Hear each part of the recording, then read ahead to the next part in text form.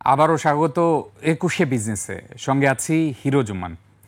জুলাই মাসের ১৯ দিনে ১৫২ কোটি মার্কিন ডলার রেমিটেন্স পাঠিয়েছেন প্রবাসীরা, দেশীয় মুদ্রায় যার পরিমাণ প্রায় ১৮,৪২০ কোটি টাকা।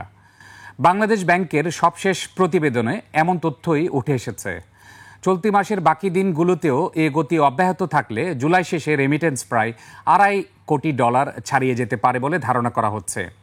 এ সময়ে রাষ্ট্রীয় মালিকানাধীন ব্যাংকগুলোর মাধ্যমে এসেছে ৩২ কোটি ৫৩ লাখ ৫০ হাজার ডলার।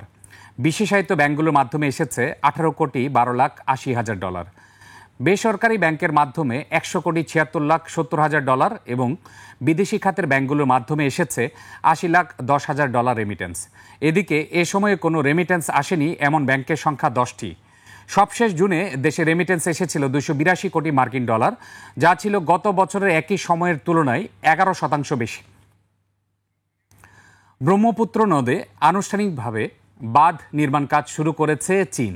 ব্যয় হবে ১৬৭.৮ বিলিয়ন মার্কিন ডলার। জলবিদ্যুৎ প্রকল্পের অংশ হিসেবে চীন এই বাঁধ নির্মাণ করছে। তবে বাঁধের স্থানটি ভারতের অরুণাচল প্রদেশের সীমান্তবর্তী এলাকাধীন বলে দিল্লি বেইজিংয়ের মধ্যে পানি নিয়ে উত্তেজনার শঙ্কা তৈরি হয়েছে। পাশাপাশি এ বাঁধ ভারত ও বাংলাদেশের নিম্নাঞ্চলের কোটি মানুষের উপর গুরুতর প্রভাব ফেলতে পারে বলে উদ্বেগ প্রকাশ করেছে ভারতীয় সংবাদ মাধ্যমে। বিস্তারিত আকবর হোসেন সুমনের রিপোর্টে।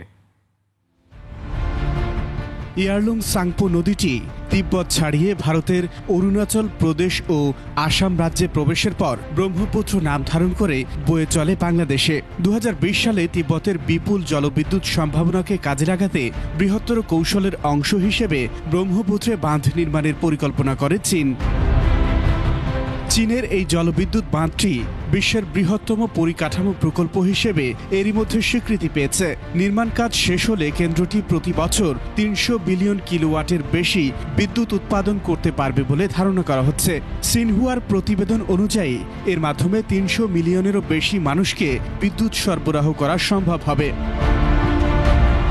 এ প্রকল্পে বিনিয়োগ হবে প্রায় ১.২ ট্রিলিয়ন ইউএন বা প্রায় ১৬৭ বিলিয়ন ডলার। এর আকার চীনের ইয়াংশি নদীর ওপর নির্মিত থ্রি গর্জেস বাঁধের চেয়েও বড় হতে পারে।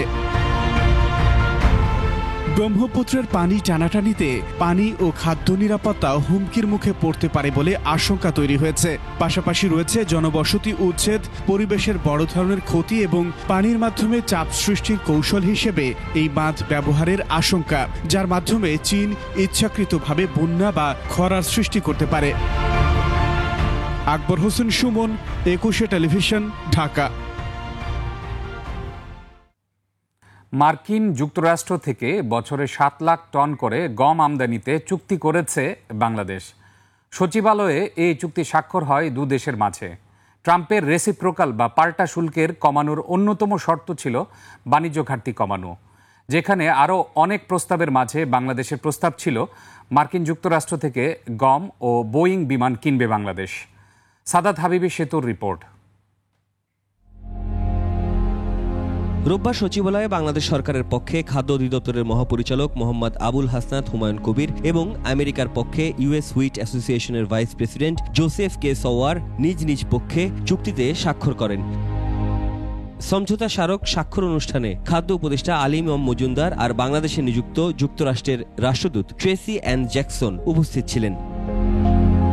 প্রতিযোগিতামূলক মূল্যে আগামী ৫ বছর মার্কিন যুক্তরাষ্ট্র থেকে বছরে ৭ লাখ টন উচ্চমানের গম আমদানি করতে দেশটির সঙ্গে চুক্তি করেছে বাংলাদেশ। খাদ্য মন্ত্রণালয় জানিয়েছে, সার্বিক খাদ্য নিরাপত্তা, পুষ্টিমান ও খাদ্য সরবরাহ নিশ্চিত রাখার লক্ষ্যে বাংলাদেশ এবং আমেরিকার মধ্যে এই সমঝোতা স্মারক স্বাক্ষরিত হয়েছে।